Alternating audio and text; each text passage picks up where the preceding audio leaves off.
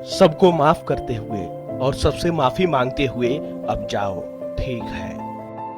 गाजियाबाद के राजनगर एक्सटेंशन से एक बेहद भावुक और मार्मिक दृश्य सामने आया, जब 13 साल से कोमा में पड़े हरीश राणा को इच्छा मृत्यु की प्रक्रिया के लिए दिल्ली एम्स ले जाया गया। सुप्रीम कोर्ट द्वारा 11 मार्च को दी गई अनुमति के बाद परिवार ने भारी मन से हरीश को घर से विदा किया। इस दौरान पूरा परिवार भावुक हो गया और आंखों में आंसू लिए उसे अंतिम सफर के लिए रवाना किया गया।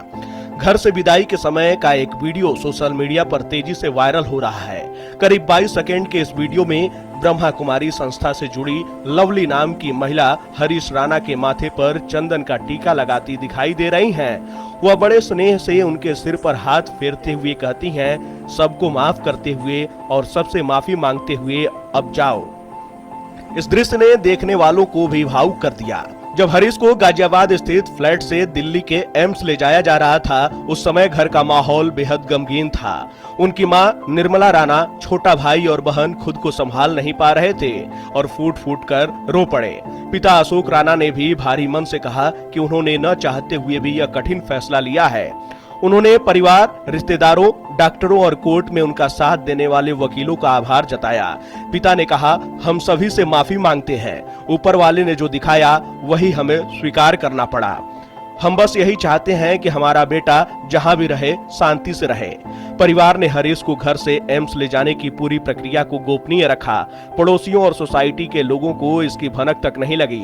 परिवार के करीबी लोगों के अनुसार हरीश को प्राइवेट गाड़ी से सीधे दिल्ली एम्स ले जाया गया। सुप्रीम कोर्ट के फैसले के अनुसार अब एम्स में सम्मानजनक तरीके से उनकी जीवन समाप्ति की प्रक्रिया पूरी की जाएगी। डॉक्टरों की निगरानी में उन्हें धीरे धीरे लाइफ सपोर्ट सिस्टम से अलग किया जाएगा।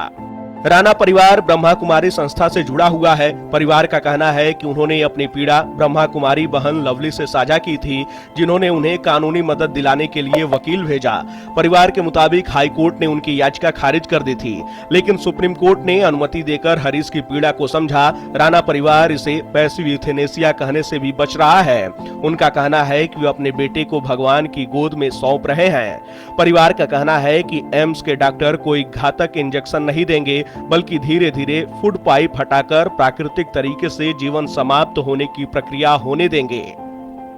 इस दौरान वे हरीश को पानी देते रहेंगे, ठीक वैसे जैसे कोई व्रत के दौरान करता है।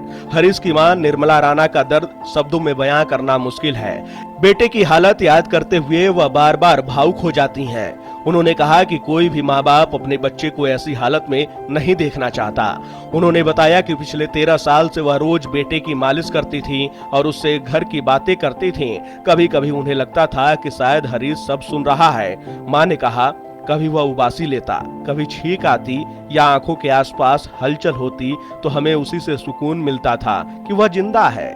हरीश राणा का जन्म दिल्ली में हुआ था और वह चंडीगढ़ की पंजाब यूनिवर्सिटी से बीटेक कर रहे थे। साल 2013 में आखिरी सेमेस्टर की पढ़ाई के दौरान वह हॉस्टल की 4थी मंजिल से गिर गए थे। इस हादसे के बाद उनके पूरे शरीर में लकवा मार गया और वह कोमा में चले गए।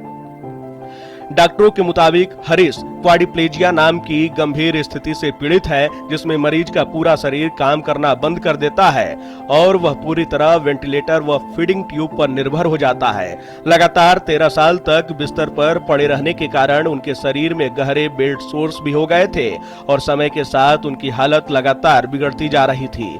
राणा परिवार का कहना है कि बेटे की हालत देखना उनके लिए मानसिक रूप से बेहद कठिन हो गया था। वह न बोल सकते थे, न दर्द बता सकते थे और न ही किसी चीज का एहसास कर पा रहे थे। अब सुप्रीम कोर्ट की अनुमति के बाद हरीश को दिल्ली एम्स में डॉक्टरों की निगरानी में जीवन से सम्मान